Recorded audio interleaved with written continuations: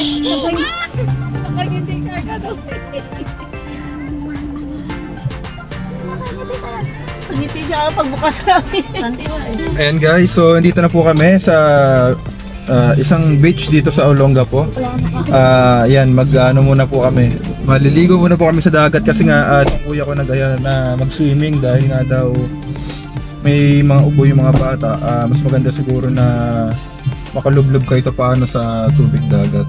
Kaya yun. Antayin lang namin sila kasi sabi nila mga 9 o'clock daw sila makakapunta.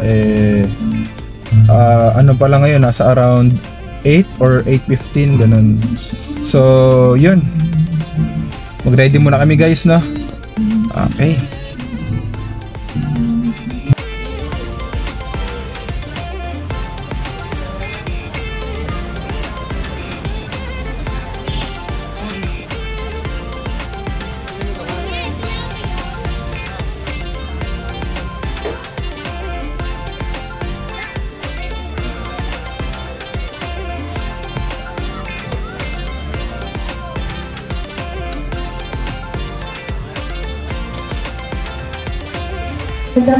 Ito na po sila. Morning po. Paalala lang po reminder. Ang reservation niyo po. Sa dulo tayo. Iya, yan na, naglalaro na yung mga bata. Ready na.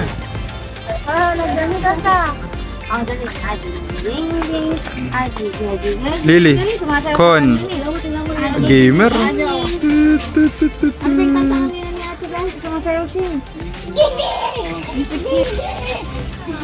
Ay, bro. Yan, bago maligo, syempre kakain muna tayo. Tingnan natin mga foods. Fries, chicken. Ayan, kamatis.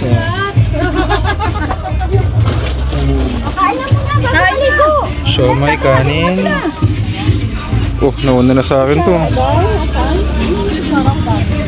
Itlog na pula, mani, manggang hilaw, itlog, kanin at mga gulay na nilaga. Ayan, meron din mga chichirya. Tingnan natin kung ano laman ito.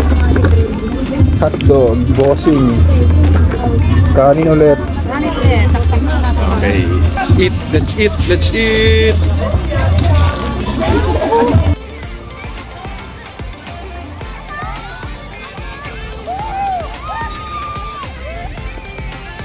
Ano kaya ito lumilipad na to, ha? Drone?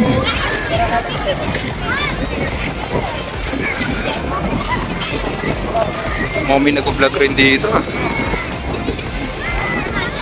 Okay, so ano po hinihintay natin guys? Let's go! Ligo na!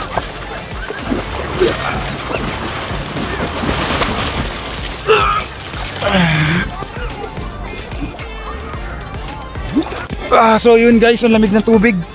Tirik na tirik yung araw. Pero ang lamig, grabe, nakakaginaw. Talagang marirefresh ka pagka naligo ka sa dagat dito sa Olongapo. Yan. Kumabot yung linya. Lalim na pala. Hindi ka gaya sa mga bandang Sambales, tsado sa Morong. Layo na nalakad mo, hanggang baybang pa lang yung tubig. Dito ang bilis lumalim.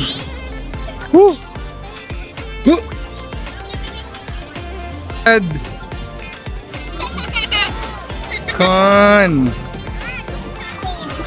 Po, si Tita sa cottage po. Sa cottage.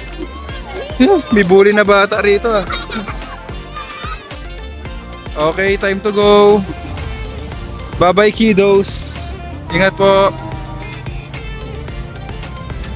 So yun guys, uwian na. Kakain na ng marami at kaligo na rin. So yun, oras na para umuwi. Saglit na kami, mga 12 o'clock lang uwiin na po kami kasi marami pa obligasyon. So yun po, that's our short vlog for today. Thank you for watching.